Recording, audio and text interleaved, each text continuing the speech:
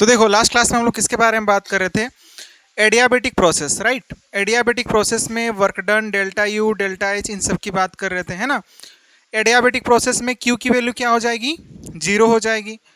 तो according to the first law of thermodynamics क्या निकल के आया था? D U is equal to D Q plus D W. वहाँ पर डी क्यू की वैल्यू क्या हो गई? जीरो हो गई। और इस तरह से डेल्टा यू जो है वो किसके इक्वल आया था? वर्क डन के इक्वल निकल के आया था, ठीक है। आज वहीं पर हम लोग फिर उसके बाद हम लोगों ने गामा की बात करी। गामा कैलकुलेशन की जरूरत पड़ी थी। एक इक्वेशन जो निकल के आया था उसमें हम लोग के पास में वहाँ पर गामा के कैलकुलेशन की जरूरत पड़ रही थी, राइट। तो वहाँ पर हम लोगों ने गामा का वैल्यू कैसे कैलकुलेट करना है उसके बारे में लास्ट क्लास में बात किया। और आज हम लोग आगे बात करेंगे। आगे क्या बात करेंगे? Reversible adiabatic ideal case expansion या फिर कंप्रेशन होगा तब हम लोग को किस तरह का रिलेशन देखने को मिलेगा प्रेशर, वॉल्यूम, टेम्परेचर का, उन सब की बात करेंगे, ठीक है। तो लिखो according to the first law of thermodynamics क्या होता है? अगेन वहीं से बात शुरू होगी। क्या लिखोगे आप? According to the first law of thermodynamics, according to the first law of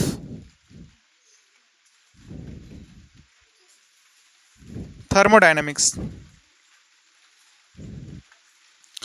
क्या होता है? Del U is equal to del Q plus D W रहा होता है। अब देखो यहां पर से del U is equal to क्या लिख सकते हैं हम लोग? N C B M D T लिख सकते हैं। तो यहां से क्या हो जाएगा? N C B M D T हो जाएगा, होगा कि नहीं?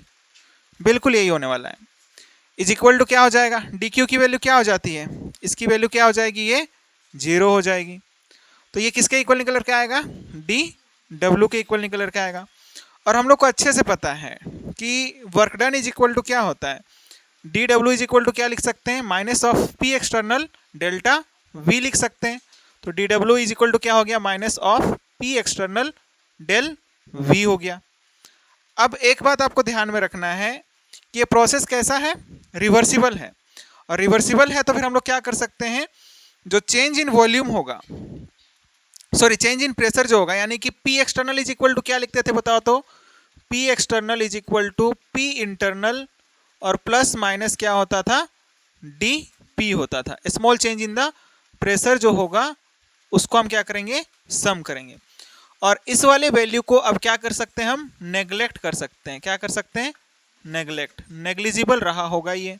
क्या रहा होगा? नेग्लिजिबल रहा होगा। और नेग्लिजिबल रहा होगा तो P external is equal to क्या हो जाएगा? पी इंटरनल हो जाएगा, है कि नहीं? नेग्लिजिबल है तो फिर ये लिख सकते हैं। और आपको अच्छे से पता है P V is equal to क्या होता है? एनआरटी होता है। वहां से आप निकाल सकते हो इस वैल्यू को। पी इज इक्वल टू क्या लिख सकते हो बताओ? P V is equal to क्या था? P V is equal to N R T था। हमें किसकी रिक्वायरमेंट है? प्रेशर की रिक्वायरमेंट है। तो क्या हो जाएगा? एन आर टी अपॉन में वी हो जाएगा। क्या हो जाएगा? एन आर टी अपॉन में वी। तो देखो यहां से सबसे पहली बात आप ये लिख लो। क्या लिख लोगे? Minus of P external del V. इसकी जगह पर क्या पुट कर सकते हैं हम लोग? P internal. और पी इंटरनल मतलब गैसेस के बारे में बात हो रही है, गैसेस के इंटरनल प्रेशर के बारे में बात हो रही है। तो यहां पर हम लोग किससे पुट कर देंगे? एनआरटी अपॉन में क्या हो जाएगा? वी। और यहां से क्या हो जाएगा? डीवी हो जाएगा। और इधर क्या निकल करके आया है? N C B M D T निकल करके आया है, राइट। यही बात निकल करके आई है ना। तो अब क्या करोगे? आप इसको इंटीग्रेट कर दोगे। इसको सर्कल करने की कोई जरूरत ना है, आप इसको क्या कर लो? इंटीग्रेट कर लो। इंटीग्रेट कर लोगे। नंबर ऑफ मोल कांस्टेंट है सीबीएम, ये भी हमारे पास से बाहर निकल जाएगा, ठीक है। अब उसको आप इंटीग्रेट करोगे तो क्या वैल्यू निकल कर आएगी बताओ?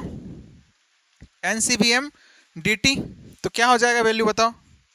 एन सी बी एम को अगर आप इंटीग्रेट करोगे तो क्या निकल कर आएगा? अच्छा इसमें से हम लोग कैंसिल आउट कर सकते हैं ना।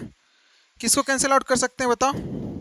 एन को, नंबर ऑफ मोल्स को, है ना। कैंसिल आउट हो जाएंगे वो। और एन एन भी क्या हो जाएगा? एन एन कैंसिल आउट हो गया। और कुछ भी कैंसिल आउट हो क्या? नहीं, ठीक है ना। तो अब देखो N C B M is equal to क्या हो जाएगा? लिख लो एन सी बी एम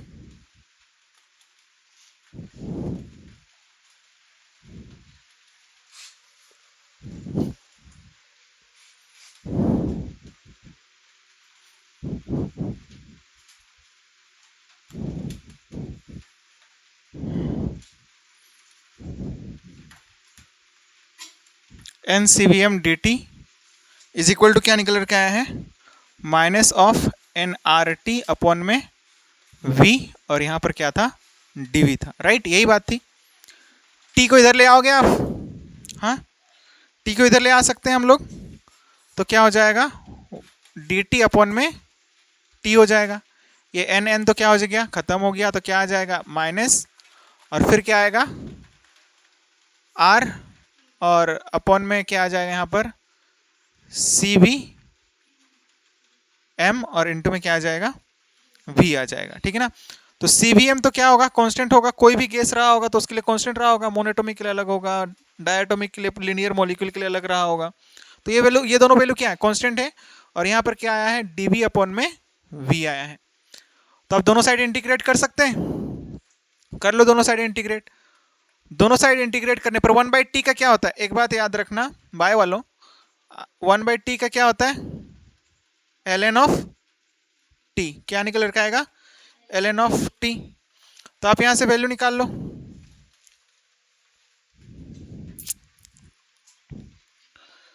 एक मिनट, और एक बात आप देख लो, सीवीएम की वैल्यू भी पुट कर सकते हैं ना हम लोग। सीवीएम की वैल्यू क्या थी बताओ, लास्ट वाले क्लास में डिस्कस किया था ना, सीवीएम का गामा के रेस्पेक्ट में क्या वैल्यू निकल करके आई थी, आर, आर के रेस्पेक्ट में R divided by gamma minus 1, यही निकल करके आया था ना। इसी को आप यहाँ पर पुट कर दो, इस वैल्यू को आप यहाँ पर पुट कर दो, तो क्या आ जाएगा डी टी अपॉन में टी, और यहाँ पर से क्या आ गया माइनस आर, और यहाँ पर से आर अपॉन में गामा माइनस 1, यही आएगा। अब यहाँ से हम लोग इसको क्या कर सकते हैं, मतलब ये दोनों वैल्यू तो क्या हो जाएंगे, कैंसिल आउट हो जाएंगे, तो क्या निकल कर आएगा, और फिर क्या था डी वी अपॉन में वी था। तो अब निकाल लो, कैसे निकालोगे बताओ, 1/, यहाँ से हाँ हम लोग इंटीग्रेट कर रहे हैं, आर आर क्या हो गया, कैंसिल हो गए, ये वैल्यू कहाँ चला जाएगा, फोर्थ पोजीशन पर है ना, ऊपर चला जाएगा, गामा माइनस 1 हो जाएगा, तो माइनस गामा माइनस 1, और यहाँ पर क्या था डी वी अपॉन में वी था, यही चीज़ था। इसको आप इंटीग्रेट कर दो तो क्या आ जाएगा, यहाँ पर भी, यहाँ पर ln ऑफ टी आएगा, और यहाँ पर से ये तो कांस्टेंट है, बाहर आएगा माइनस गामा माइनस 1, और यहाँ से भी क्या आ गया ln ऑफ वी आ गया, आएगा ये, बिल्कुल यही आने वाला है। अब हम लोग क्या करेंगे आगे, अब इंटीग्रेट कर रहे हैं तो फिर क्या रहा होगा, T2 माइनस T1 कर सकते हैं हम लोग, ठीक ना, ln T2 minus T1 and ln V2 minus में V1 कर सकते हैं कि नहीं, बिल्कुल कर सकते हैं, ठीक है। तो फिर आप लिमिट पुट करके कर सकते हो, उधर लिखना हो चुका है, बताओ मिटा दूं,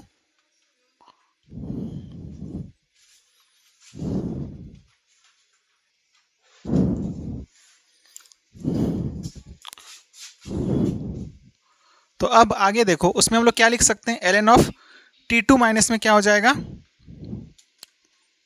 ln of T1, right, ln of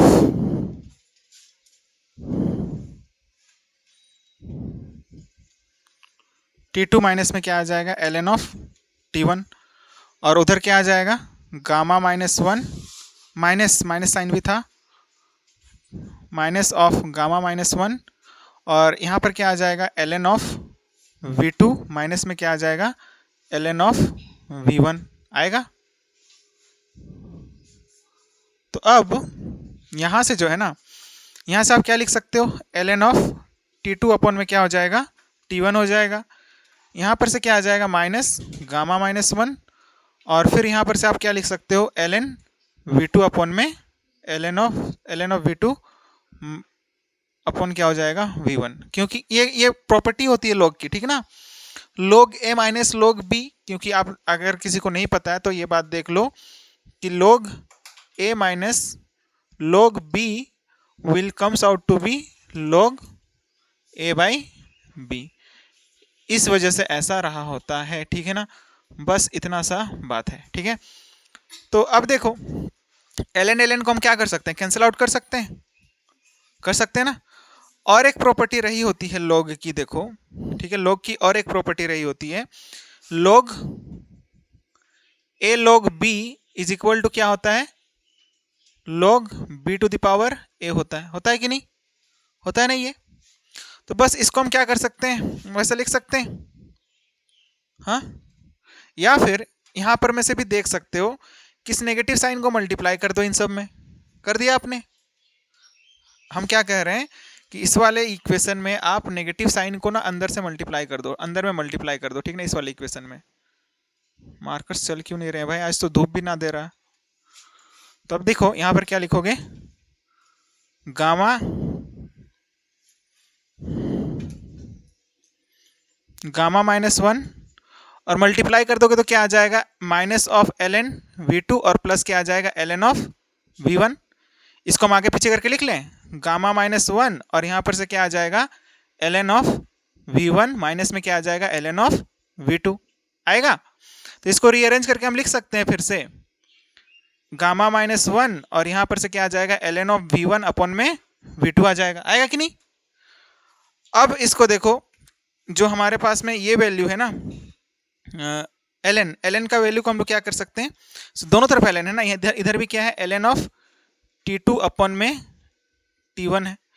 इसको हम पावर में ले जाएं लॉग की प्रॉपर्टी लगा करके, तो क्या हो जाएगा बताओ, उधर लिखना हो चुका है, मिटा दूं, हो गया है ना। तो देखो इधर आप क्या लिख सकते हो फिर, ln ऑफ t2 माइनस क्या आया है, t2 बाई अपन में क्या आया है t1 आया है ना। तो अब इसको आप लिख लो ln t2 अपॉन में t1 will be equal to the ln of v1 upon में v2 टू द पावर क्या हो जाएगा, गामा -1 हो जाएगा, होगा ये ln खत्म हो गया, ln और ln खत्म। अब उसके बाद देखो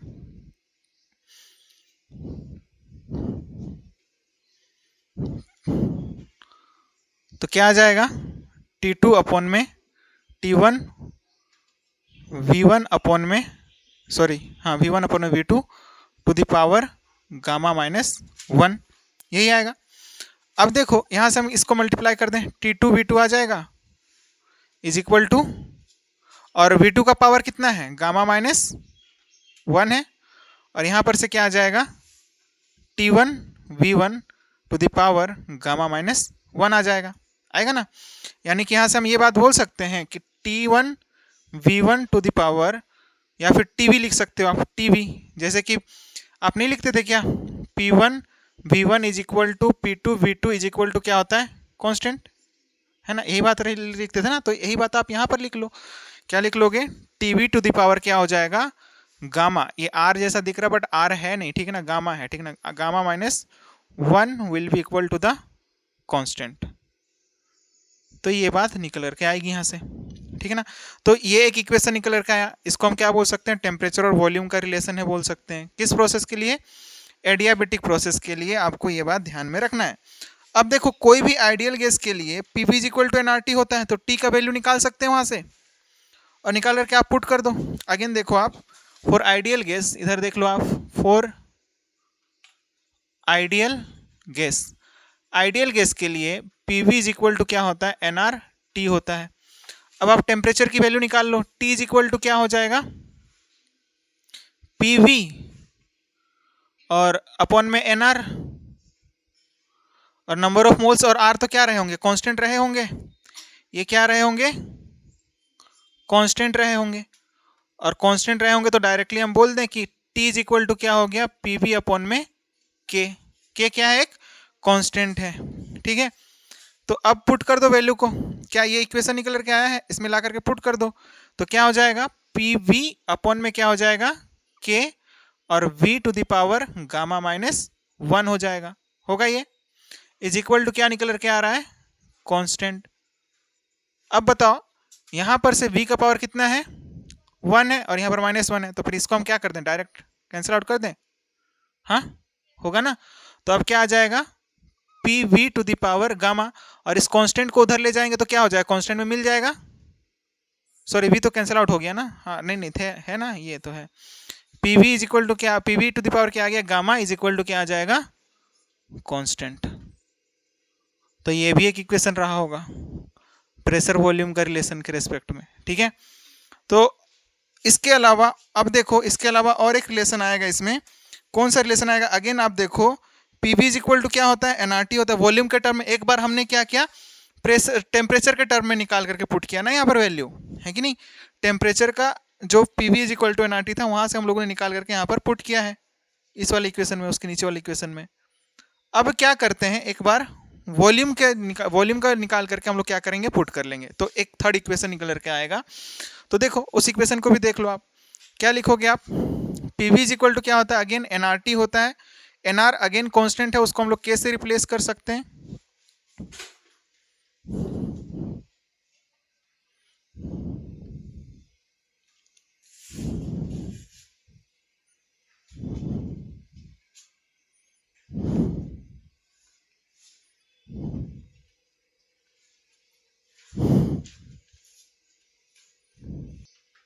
तो अब एक बार v का वैल्यू निकाल करके आप पुट कर लो। अगेन आप देख लो, pv इज इक्वल टू क्या है? nRT है। pv इज इक्वल टू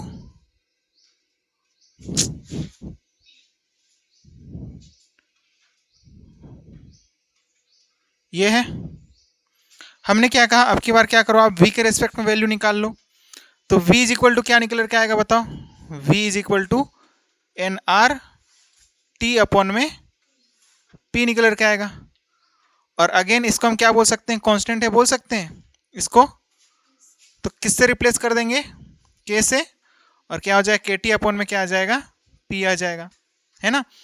अब देखो इसी को हम लोग v को ले जाकर कहाँ पर पुट कर देंगे? किस वाले इक्वेशन में? उस वाले इक्वेशन में। कौन सा इक्वेशन में? इस वाले इक्वेशन में, ठीक है। क्या निकल करके आया था? pv to the power gamma is equal to क्या था? कांस्टेंट था। अब इसी जगह पर आप क्या कर दो, v का वैल्यू को पुट कर दो, तो क्या हो जाएगा? प्रेशर, और इनटू में क्या आ जाएगा? KT अपॉन में p to the power gamma, यही निकल करके आएगा, इज इक्वल टू क्या हो जाएगा? Constant, right. अब देखो प्रेशर का यहाँ पर क्या है? गामा है, और यहाँ पर क्या है? 1 है। तो क्या हो जाएगा? प्रेशर 1 माइनस में क्या आ जाएगा? इनटू में क्या हो जाएगा? p टू द पावर क्या आ जाएगा? गामा आएगा ना, तो ऊपर ले जाएंगे तो क्या हो जाएगा? माइनस ऑफ गामा, तो 1 माइनस गामा हो जाएगा, लिख सकते हो। और यहाँ पर क्या हो जाएगा? KT है ही, और इज इक्वल टू क्या हो जाएगा? कांस्टेंट होगा। तो इस k को डायरेक्टली उधर ले जाएं हम, तो प्रेशर का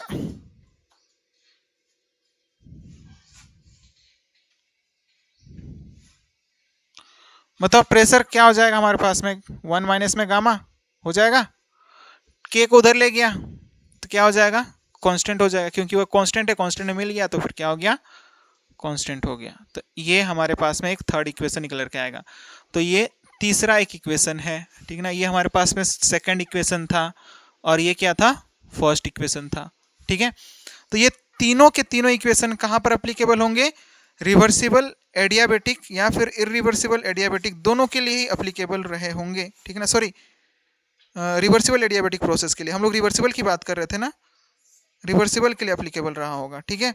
तो लिखो ऑल दिस थ्री इक्वेशन, पहले इक्वेशन लिख लो और उसके बाद लिख लो कि सारे इक्वेशंस क्या होंगे? आइडियल गैस रिवर्सिबल के लिए अप्लीकेबल रहे होंगे।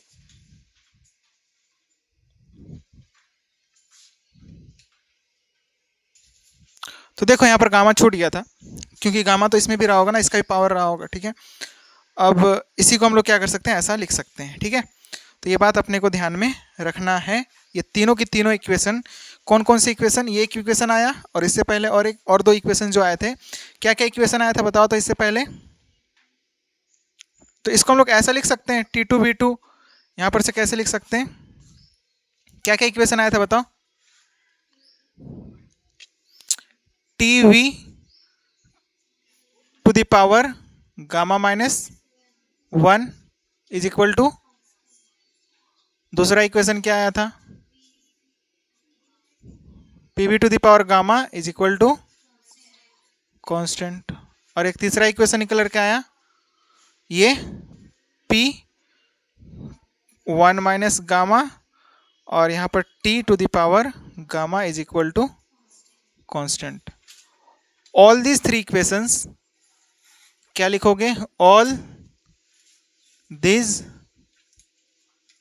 Three equations are applicable for what?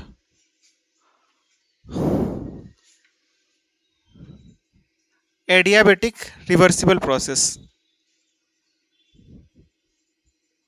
Adiabatic reversible process किसके लिए अप्लीकेबल होगा? एडियाबेटिक रिवर्सिबल प्रोसेस के लिए अप्लीकेबल होगा। ठीक है, ये बात अपने को ध्यान में रखना है। और टीवी टू द पावर क्या आया था हमारे पास में? गामा -1 आया था ना। तो वहाँ पर हम लोग ऐसा भी लिख सकते हैं ना, T1V1 is equal T1V1 to the power gamma -1 is equal to क्या हो जाएगा? T2V2 to the power gamma -1 हो जाएगा। ठीक है ना, यानी किसी की बात कर रहे हैं हम। ठीक है ना, यहाँ से हम लोग ऐसा भी लिख सकते हैं ना। कैसे लिख सकते थे बताओ तो? T2V2 to the power gamma -1 is equal to क्या हो जाएगा? T1V1 to the power gamma -1। ठीक है ना, तो ये तीनों के तीनों इक्वेशंस आपको ध्यान में रखना है। और गामा की वैल्यू जो है वो कैलकुलेट करी जा सकती है। ठीक है ना, हो सकता है कि आपको क्वेश्चन में गिवन हो, नहीं होगा तो आपको क्या करना पड़ेगा? याद रखना पड़ेगा। अब हम लोग बात करेंगे इरिवर्सिबल प्रोसेस की। एडियाबेटिक में ही हम लोग बात करेंगे इरिवर्सिबल एडियाबेटिक प्रोसेस के लिए।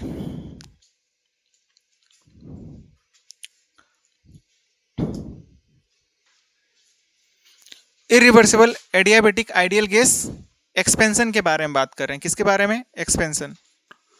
और एक्सपेंशन दो तरह का होता था। एक क्या होगा हमारे पास में? फ्री एक्सपेंशन होगा। तो पहले हम लोग किसके बारे में बात करेंगे? Free expansion. और फ्री एक्सपेंशन मतलब क्या? पी एक्सटर्नल जो रहा होगा उसकी वैल्यू क्या होगी? 0 होगी। होगी कि नहीं? अब हम लोग को पता है according to the first law of thermodynamics, again आप लिख लो according to the first law of thermodynamics क्या होता है? ये तो अब याद ही हो गया होगा। du यानी कि del U is equal to dw plus del Q, है ना। तो पी एक्सटर्नल की, हाँ आगे पीछे लिख दो, कोई फर्क ना पड़ना है ना, पॉजिटिव साइन में है। ठीक है, तो dw इज इक्वल टू क्या होता है बताओ? Minus of P external del V होता है। तो ये वैल्यू क्या हो गई? 0 हो गई। तो dw की वैल्यू क्या हो जाएगी? 0 हो जाएगी। होगी कि नहीं ये? और ये वैल्यू भी क्या हो जाएगा? 0 हो जाएगा। क्यों होगा 0 बताओ? क्योंकि प्रोसेस कैसा है? एडियाबेटिक है। क्या है? Process is adiabatic, that's why Q will be 0। Process is adiabatic, that's why dq will be 0, hence del u will be also equal to be 0। del u भी 0 हो गया, del w भी 0 हो गया, और सॉरी वर्क डन भी 0 हो गया, q भी 0 हो गया। यानी कि हम लोग लिख सकते हैं q is equal to 0, w is equal to 0 and change in internal energy will be also equal to 0। और क्योंकि यहाँ पर हमारे पास में क्या है कि आप बोल सकते हो क्या कि इंथैल्पी जो होता है ना, इंथैल्पी के लिए आप क्या लिख सकते हो? डेल एच की वैल्यू क्या हो जाएगी? टेम्परेचर का फंक्शन होता है ना। अब हीट में कोई चेंज नहीं आ रहा, मतलब टेम्परेचर में कोई चेंज नहीं आ रहा है ना, तो डेल्टा एच की वैल्यू क्या हो जाएगी? 0 हो जाएगी। तो आप लिख सकते हो डेल्टा एच की वैल्यू भी क्या हो जाएगी? 0 हो जाएगी। ठीक है, तो फ्री एक्सपेंशन में ideal gas free expansion for the adiabatic process, चारों की वैल्यू क्या हो जाएगी? 0 हो जाएगी। अब देखो इसके बाद ये तो हमारे पास में फ्री एक्सपेंशन था, बट व्हाट अबाउट दैट कि जहां पर कि फ्री एक्सपेंशन नहीं होगा। डेल्टा एच क्यों 0 हो रहा पता चल रहा है ना, क्योंकि आप क्या लिखते थे कि delta H is the function of temperature only. ये किसका फंक्शन होता था? Function of temperature only. और इसी वजह से यहाँ पर इसकी वैल्यू क्या हो जा रही है? 0 हो जा रही है। ठीक है, लास्ट क्लास में कब से हम लोग बात करते आ रहे हैं कि इंथैल्पी और internal energy are the function of temperature only, temperature के चेंज होने पर ही ये इनकी वैल्यू में क्या आएगा, चेंज आएगा, इनके बोल सकते हो क्या, आइडियल गैस के इंथैल्पी और इंटरनल एनर्जी में चेंज आता है। तो जब टेम्परेचर ही चेंज नहीं हो रहा है तो इनकी वैल्यू क्या हो जाएगी, 0 हो जाएगी। अब बात करते हैं किसके बारे में, एक्सपेंशन या फिर compression against some specific pressure. और कुछ अगेंस्ट सम स्पेसिफिक प्रेशर होगा तो हम लोग यहाँ पर जो P एक्सटर्नल है, P एक्सटर्नल की जगह पर P इंटरनल नहीं लिख पाएंगे। लिख पाएंगे क्या, नहीं लिख पाएंगे। कुछ ना कुछ प्रेशर है, कुछ स्पेसिफिक अमाउंट ऑफ क्या रहा होगा, प्रेशर रहा होगा, तो वहाँ पर हम लोग P एक्सटर्नल को P इंटरनल से रिप्लेस नहीं कर पाएंगे, ठीक है ना। क्योंकि प्रोसेस कैसा है हमारे पास में, इरिवर्सिबल प्रोसेस है। शुरुआत में बात किया था ना, लार्ज चेंज देखने को मिलता है इरिवर्सिबल प्रोसेस में, रिवर्सिबल में स्मॉल चेंज देखने की वजह से उसको हम लोग क्या कर देते हैं, नेग्लेक्ट कर देते हैं, बट यहाँ पर नेग्लेक्ट नहीं कर पाएंगे, ठीक है। तो इसी बात को हम लोग को यहाँ पर लिखना है। तो लिखो बी नंबर, बी नंबर में हम लोग क्या देखेंगे, एक्सपेंशन तो देखेंगे but against some specific pressure. तो बी नंबर पर लिख लो एक्सपेंशन या फिर एक्सपेंशन और compression against some specific pressure, against some specific pressure. In this case, P external will not be equal to the 0. ये P external जो होगा इक्वल टू 0 नहीं आने वाला है। और ना ही, और अगर हम लोग बात करें इरिवर्सिबल प्रोसेस के बारे में, इन इरिवर्सिबल प्रोसेस में P external will is equal to क्या था हमारे पास में, P internal plus minus delta P था। तो ये वाला वैल्यू जो होगा अब नेग्लिजिबल नहीं होगा। हम लोग क्या बोल सकते हैं, this delta P will not be negligible, not negligible. अब नेग्लिजिबल नहीं है तो इसको हम लोग रिप्लेस नहीं कर सकते, है ना। इसकी जगह पर, यानी कि किसकी जगह पर क्या आया था इक्वेशन बताओ तो, delta U is equal to क्या था, del U is equal to del Q plus DW था, है ना। अब क्योंकि प्रोसेस क्या है, एडियाबेटिक है, तो इसकी वैल्यू तो 0 हो गई। तो del U is equal to क्या निकल कर आया, डेल W निकल कर आया। और del U is equal to क्या आ जाएगा, del U is equal to n CVM dt निकल कर आएगा ये, हाँ निकल कर आएगा ना, आया कि नहीं बताओ। डेल U, अरे internal energy, change in internal energy क्या निकल कर आया था, NCVM dt निकल कर आया था ना। अब dw इज इक्वल टू क्या लिख सकते हैं, minus of P external del V लिख सकते हैं।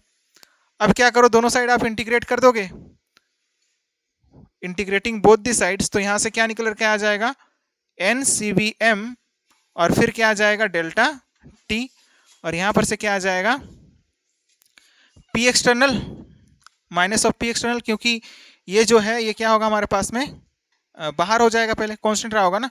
तो आप क्या लिख लोगे, P external minus of P external, और यहां पर से क्या आएगा डेल्टा V निकल कर आएगा, ठीक है। तो ये हमारे पास में क्या होगा,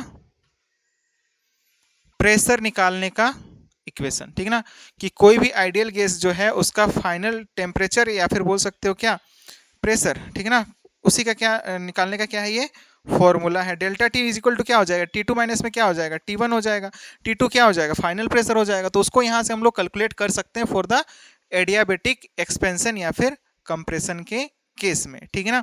तो NCVM इज इक्वल टू क्या लिख सकते हो बताओ, NCVM is equal to NCVM into में क्या हो जाएगा, T2 माइनस में T1 is equal to minus of P external, V2 minus में क्या हो जाएगा, V1 हो जाएगा।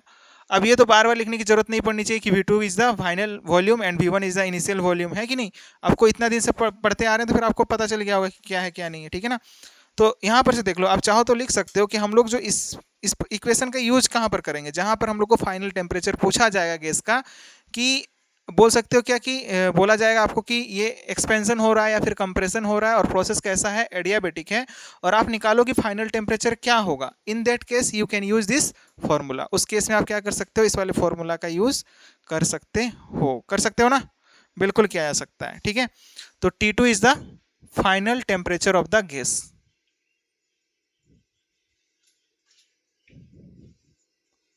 जो final temperature of the gas निकालने के लिए कहा जाएगा तो आप इस वाले इक्वेशन का यूज करोगे। ठीक है, अब देखो इसके बाद क्या है, इधर लिखना हो चुका है, बताओ मिटा दो। अब देखो v जो है ना, डेल्टा v के जगह पर हम लोग क्या कर सकते हैं बताओ, v के जगह पर हम लोग अगेन आइडियल गैस इक्वेशन को अप्लाई करते हुए वहां पर हम लोग वैल्यू पुट कर सकते हैं। हाँ, P V equal to n से v का वैल्यू निकाल लो और वहां पर आप पुट कर दो, और वैल्यू जब पुट करोगे तो क्या निकल करके आएगा, एन आर टी अपॉन में p निकल करके आएगा। एन आर टी अपॉन में और t में क्या हो जाएगा, पहले T2 माइनस में क्या हो जाएगा, मतलब T1 हो जाएगा ना, मतलब दोनों का वैल्यू निकाल करके पुट करेंगे। तो इधर लिखना हो चुका है, मिटा दूं, बताओ। अब देखो इसी इक्वेशन में आप क्या करो,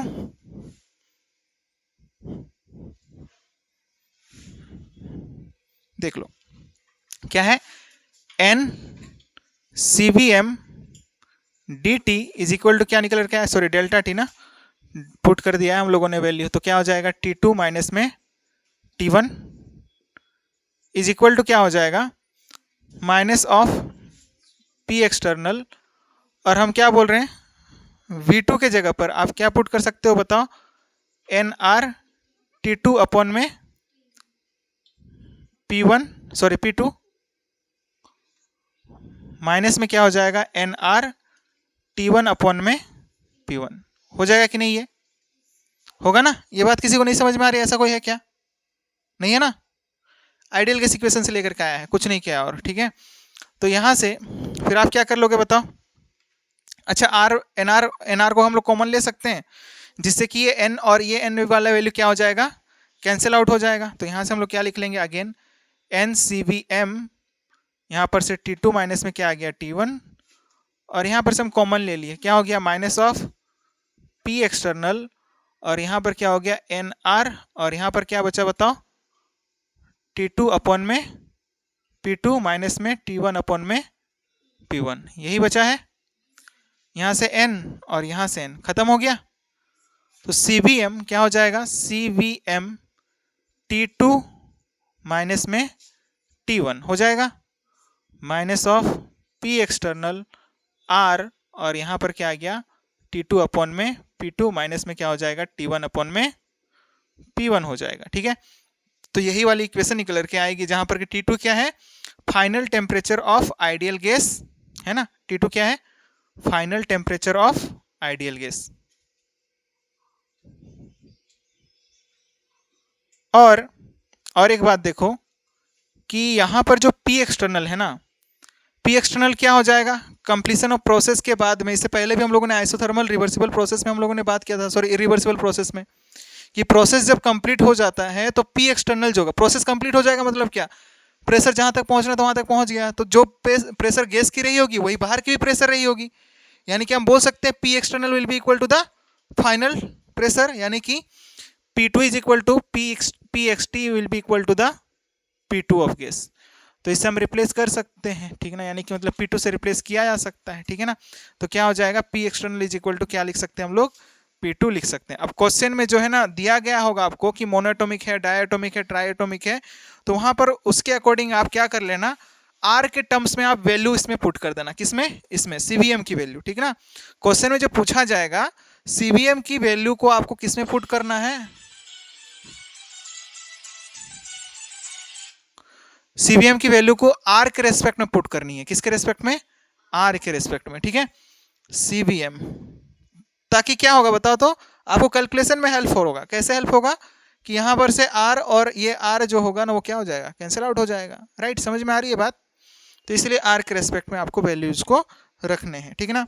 तो ये था हमारे पास में किसके लिए बोल सकते हो, irreversible adiabatic ideal gas expansion या फिर कंप्रेशन के लिए ये हमारे पास में फॉर्मूला रहा होगा, ये बात अपने को ध्यान में रखना है, ठीक है। जैसे कि अभी कुछ क्वेश्चंस, 2 क्वेश्चंस करते हैं, उन क्वेश्चंस को देखो आप, 2-3 क्वेश्चन लेते हैं, उन क्वेश्चंस को देखो आप।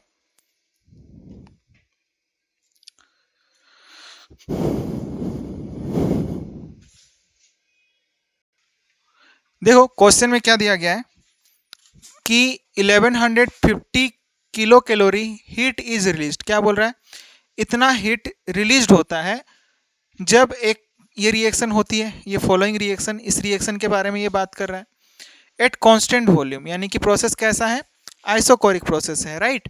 Find the enthalpy change in kilo calorie, आपको क्या कैलकुलेट करना है, इंथैल्पी चेंज। तो याद करो इंथैल्पी चेंज का फॉर्मूला क्या निकल के आया था, डायरेक्टली आप फॉर्मूला पहले लिख दो कि कोई भी रिएक्शन के लिए इंथैल्पी चेंज की वैल्यू हम लोग कैसे निकालते थे, डेल्टा यू और फिर क्या होता था, प्लस में हमारे पास में delta n g R T होता था। तो सॉल्यूशन में पहली यही बात लिख लो कि हमको कोई भी रिएक्शन के लिए इंथैल्पी चेंज का वैल्यू निकालना होता है तो हम लोग इस वाले फॉर्मूले का यूज करते हैं, ठीक ना। Delta n g R T क्या हो जाएगा, delta n g R T हो जाएगा, होगा कि नहीं, ये होगा ना, बिल्कुल होगा। तो delta U is equal to क्या हो जाएगा बताओ, डेल्टा यू, क्योंकि कांस्टेंट वॉल्यूम पर क्या होता है हमारे पास में, याद करो delta U is equal to क्या था, for the isochoric process QV के इक्वल होता था ना, whatever the heat is released और given by the system will be equal to the delta U, था कि नहीं। तो यानी कि हम delta U is equal to क्या लिख सकते हैं, क्यू भी लिख सकते हैं। तो हीट कितनी रिलीज हो रही है, रिलीज हो रही है बोल रहा है ना, रिलीज हो चाहे ऑब्जर्व हो, रिलीज हो गई तो क्या हो जाएगा, माइनस में साइन होगा, माइनस साइन में होगा। तो क्या लिखोगे वैल्यू बताओ, तो Q be what what what what is the amount of heat released, तो क्या हो जाएगा 1150, क्योंकि रिलीज हो रही बोल रहा तो फिर क्या लिखेंगे, माइनस साइन लगाएंगे, लगाएंगे ना, क्या लगाएंगे, नेगेटिव साइन लगाएंगे। तो क्या हो जाएगा, इतना किलो कैलोरी हो जाएगा, राइट। अब देखो ये बात हो गई, और डेल्टा एनजी की वैल्यू आप कैलकुलेट कर सकते हो, डेल्टा एनजी की वैल्यू नंबर ऑफ गैसियस मोल का डिफरेंस होता था ना, प्रोडक्ट माइनस में क्या, रिएक्टेंट। तो प्रोडक्ट साइड में है क्या, है ना 7, रिएक्टेंट साइड में कितने हैं 11, तो क्या हो जाएगा 7 माइनस 11, है ना। डेल्टा एनजी की वैल्यू क्या आ जाएगी बताओ, गैसेस के मोल्स कितने हैं 7 है, सॉरी प्रोडक्ट के, और प्रोडक्ट गैसेस मोल 7 है और रिएक्टेंट गैसेस मोल 11 है, तो इस तरह से यहाँ पर कितना आ जाएगा, -4 आ जाएगा। तो बस अब वैल्यूज को क्या कर दो, आप पुट कर दो, टी क्या है, टेम्परेचर है, आर क्या लेना है हम लोग को, वैल्यूज लेना है, आर की जो गैस कांस्टेंट की वैल्यू होती है किस में लेना है, कैलोरी में लेना है। तो अब delta H is equal to क्या आ जाएगा बताओ, delta H will be equal to the minus कितना 1150 किलो कैलोरी में है, किस में है, किलो कैलोरी में है। और ध्यान रखना यहाँ पर कि यहाँ पर हम लोग को किस में लेकर के आना होगा, ये वैल्यू को किस में लेकर के आना होगा, किलो कैलोरी में लेकर के आना होगा। ये किस में दिया गया है, डेल्टा यू जो था वो कितना था हमारे पास में, डेल्टा यू इतना था ना हमारे पास में, हाँ लिख लिया इसका वैल्यू। और डेल्टा एनजी की वैल्यू कितनी निकल के आई, यानी कि डायरेक्टली हम -4 भी लिख सकते हैं, लिख दें कोई दिक्कत ना है ना, प्लस माइनस माइनस हो जाएगा, -4, या फिर लिखना चाहोगे तो लिख लो, कोई दिक्कत ना है। और इनटू में क्या करोगे आप, आर, आर की वैल्यू किस में लोगे, कैलोरी में, कितना होता था कैलोरी में, 2 कैलोरी पर मोल पर केल्विन होता था कि नहीं, बिल्कुल यही होता था। और देखो कि टेम्परेचर कितना है हमारे पास में, टेम्परेचर, अच्छा टेम्परेचर नहीं लिखा ना, हमने भूल गया था, देख लो, एट 300 केल्विन, कितना टेम्परेचर पर, 300 केल्विन पर। तो यहाँ पर क्या हो जाएगा, 300 केल्विन हो जाएगा। तो यहाँ पर ये किस में निकल के आएगा, कैलोरी में निकल के आएगा, है कि नहीं, किस में निकल के आएगा, कैलोरी में निकल के आएगा। ये तो मोल थे ना, मोल पर मोल क्या हो जाएंगे, कैंसिल आउट हो जाएंगे ना, 4 मोल था ना, मोल्स के डिफरेंस, तो मोल पर मोल क्या हो गए, खत्म हो गए, केल्विन पर केल्विन खत्म हो गया, तो किस में आ रहा है, कैलोरी में आ रहा है। और कैलोरी को अगर किस में कन्वर्ट करना है, मैं डायरेक्ट माइनस करके लिख दूं, माइनस, और यहाँ पर क्या हो जाएगा 1150 किलो कैलोरी, हमको किस में लेकर के आना है, कैलोरी में लेकर के आना है। तो कितना हो जाएगा 4 इंटू में 2 इंटू 300, ये किस में था, कैलोरी में था, इसको हम क्या कर देंगे 1000 से डिवाइड कर देंगे, तो फिर किस में आ जाएगा, किलो कैलोरी में आ जाएगा, आएगा कि नहीं, बिल्कुल आएगा। तो यहाँ से जब आप सॉल्व करोगे तो कितना निकल के आएगा, माइनस में था ये, तो -1150 किलो कैलोरी हो गया। और यहाँ पर से कितना निकल के आएगा बताओ, -2.4 निकल के आएगा, ठीक है ना। तो करना चाहोगे देख लो कितना आ जाएगा, यही आएगा। तो यहाँ से आप क्या करोगे 2.4, तो फिर कितना आ जाएगा बताओ, जितना आएगा वही आंसर हो जाएगा।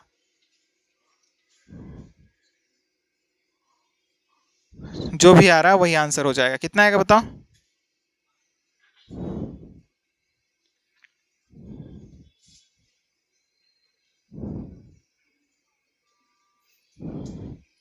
किलो कैलोरी, ये यहाँ पर से निकल करके आएगा। ठीक है, बात समझ में आ रही है ये?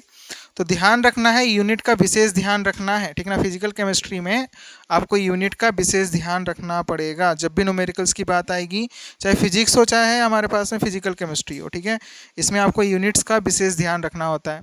एंड नेक्स्ट क्वेश्चन, इधर लिखना हो चुका हो तो मिटा दूं, बताओ? हो गया है ना? हाँ जी, हो गया है। तो अब देखो क्वेश्चन पढ़ो। क्वेश्चन में क्या बोल रहा है? Calculate work done. हमें क्या कैलकुलेट करना है? वर्क डन का कैलकुलेशन करना है। जब क्या करते हैं हम लोग, 28 ग्राम ऑफ आयरन, कितना ग्राम दिया गया है? 28 gram of iron reacts with HCl। हम लोग को अमाउंट किसका दिया गया है? आयरन का दिया गया है कि आयरन हमारे पास में 28 ग्राम ही है। तो सबसे पहले हम लोग को रिएक्शन लिखना पड़ेगा। क्या फॉर्म हो रहा है? बोल रहा है FeCl2 का फॉर्मेशन होगा, और साथ ही साथ हाइड्रोजन गैस की भी क्या हो रही होगी? फॉर्मेशन हो रही होगी। तो सबसे पहले आप इक्वेशन लिखो, केमिकल इक्वेशन क्या लग रहा है यहाँ पर, क्या हो रही है? तो देख लो, आयरन है जो कि सॉलिड स्टेट में रहा होगा, और फिर क्या होगा? HCl, है ना? HCl जो कि हमारे पास में क्या रहा होगा? एक्वस स्टेट में रहा होगा, HCl। ये रिएक्ट करके क्या बना रहे हैं? FeCl2। क्या बना रहा है? FeCl2। ये भी किस में होगा? एक्वस में होगा। और साथ ही साथ यहाँ पर हाइड्रोजन गैस प्रोड्यूस हो रहा होगा। क्या प्रोड्यूस हो रहा होगा? H2 गैस का फॉर्मेशन हो रहा होगा। रिएक्शन को बैलेंस कर सकते हो आप। तो यहाँ पर से क्या हो जाएगा? 2 हाइड्रोजन है और 2 क्लोरीन है ना, तो इसी वजह से क्या हो जाएगा? 2HCl हो जाएगा। हो जाएगा ये। अब बताओ, सबसे पहली बात, अगर हम बात करें वर्क डन के बारे में, पहले वाले में देखो, एक क्लोज्ड वेसल है फिक्स्ड वॉल्यूम में। क्या बोल रहा है? फिक्स्ड वॉल्यूम में क्या हो रहा है हमारे पास में? क्लोज्ड वेसल में ये रिएक्शन हो रही है। तो उस केस में वर्क डन क्या हो जाएगा बताओ? क्योंकि फिक्स्ड वॉल्यूम मतलब क्या? कांस्टेंट वॉल्यूम की बात कर रहा है ना। ये किसकी बात कर रहा है? कांस्टेंट वॉल्यूम की बात कर रहा है। अब अगर ये कांस्टेंट वॉल्यूम की बात कर रहा है, मतलब W इज इक्वल टू क्या होता है? ए नंबर के आंसर में देखो क्या बोल रहा है? ओपन वेसल, क्लोज्ड वेसल में हो रही है ना। किस में हो रही है? क्लोज्ड वेसल में हो, किसी में भी हो, हम लोग को क्या बोला गया है? वॉल्यूम क्या है? फिक्स्ड है। वॉल्यूम इज कांस्टेंट, और वॉल्यूम अगर कांस्टेंट है मतलब डेल्टा भी क्या है? 0। तो work done is equal to क्या होता है? Minus of P external del V होता है। तो ये वैल्यू 0 हो गई, तो वर्क डन क्या आ जाएगा? 0। तो फर्स्ट वाले के लिए तो वर्क डन क्या आ जाएगा? 0 हो जाएगा। बट सेकंड वाले में देखो, यहाँ पर कोई भी फिक्स्ड वॉल्यूम नहीं बोल रहा है। ठीक है ना, कि यहाँ पर वॉल्यूम फिक्स्ड ना है, बोल रहा है ओपन वॉल्यूम, ओपन विकर तो है बट फिक्स्ड वॉल्यूम ना है। तो इस केस में वर्क डन का कैलकुलेशन कैसे करोगे? तो यहाँ पर क्या आया था? Work done is equal to, याद करो कि कोई भी केमिकल रिएक्शन के लिए work done is equal to क्या निकल कर आया था? Work done W is equal to delta NG RT निकल करके आया था। यही निकल करके आया था ना, minus of delta NG RT निकल करके आया था। अब देखो, यहां पर से हम लोग डेल्टा NG का कैलकुलेशन कर सकते हैं। अब आप बोलोगे कि रिएक्शन को डायरेक्ट देख करके हम कर देंगे कि यहाँ पर 1 मोल है और इधर तो हमारे पास में कुछ भी नहीं है, मतलब 1 आना चाहिए डेल्टा NG का वैल्यू। बट ऐसा नहीं होगा। क्यों नहीं होगा बताओ? क्योंकि हम लोग को आयरन दिया गया है कितना? 28 ग्राम। तो हमको मोल्स निकालने पड़ेंगे पहले आयरन के। आयरन का 1 मोल से कितना फॉर्म हो रहा है? 1 मोल फॉर्म हो रहा है। बट ये 1 मोल तो नहीं है ना, 28 ग्राम है। तो 1 मोल मतलब हम लोग मोल निकाल लेंगे, यानी कि number of moles of iron. वो कितना निकल करके आएगा? आयरन का मास कितना होता है बताओ? गिवन मास इतना है, मोलर मास इज द 56। तो यहां से कितना आ जाएगा बताओ? कितना आ जाएगा? 0.5 मोल आएगा। आएगा कि नहीं? आएगा ना, 0.5 मोल। अब 1 मोल से 1 मोल फॉर्म हो रहा है, तो 0.5 मोल से कितना फॉर्म होगा? 0.5 मोल से कितना फॉर्म होगा बताओ? 0.5 मोल से 0.5 मोल ही फॉर्म होगा ना। जब 1 से 1 मोल फॉर्म हो रहा है तो 2 से 2 फॉर्म होगा, 0.5 मोल से 0.5 मोल फॉर्म होगा। तो यही फॉर्म होगा। तो डेल्टा एन जी की वैल्यू अब इस मोल से निकालोगे आप, तो क्या हो जाएगा, डेल्टा एन जी की वैल्यू कितनी आएगी, गैसियस मोल का डिफरेंस होता है ना, इधर तो कोई गैसियस स्टेट में है ही नहीं, एक एक्वस में है और एक सॉलिड में है, तो क्या हो जाएगा 0.5 ही आएगा ना। तो हम लोग क्या लिख सकते हैं, डेल्टा एन जी की वैल्यू कितनी आ जाएगी 0.5, और चाहो तो आप 1/2 भी लिख सकते हो, कोई दिक्कत वाली बात नहीं है, तो लिख लो 0.5। आर की वैल्यू आप क्या लोगे, क्योंकि हम लोग को किस में पूछा गया है, हालांकि क्वेश्चन में लिखा नहीं गया, लेकिन हम लोग को किस में निकालना है, किलो कैलोरी में सॉरी जूल में निकालना है, किससे निकालना है, जूल में। अब जूल में अगर निकालना है तो हम लोग को आर की कौन सी यूनिट लेनी होगी, जूल वाली यूनिट। जूल वाली यूनिट वाली वैल्यू कितनी होती है बताओ, 8.314 जूल पर केल्विन पर मोल होता है। तो यहाँ पर मोल था ना, मोल पर मोल क्या हो जाएगा, कैंसिल आउट हो जाएगा, ठीक है ना। हम लोग को ध्यान रखना है कि यूनिट मतलब वही यूनिट तो वही आ जाना है, क्योंकि टेम्परेचर का यूनिट फिर आप क्या ले लोगे, केल्विन में ले लोगे। कितना टेम्परेचर बोल रहा था 27, तो फिर कितना हो जाएगा बताओ 300 होगा कि नहीं, ऐड करोगे ना 273, तो केल्विन और पर केल्विन क्या हो गया, खत्म हो गया।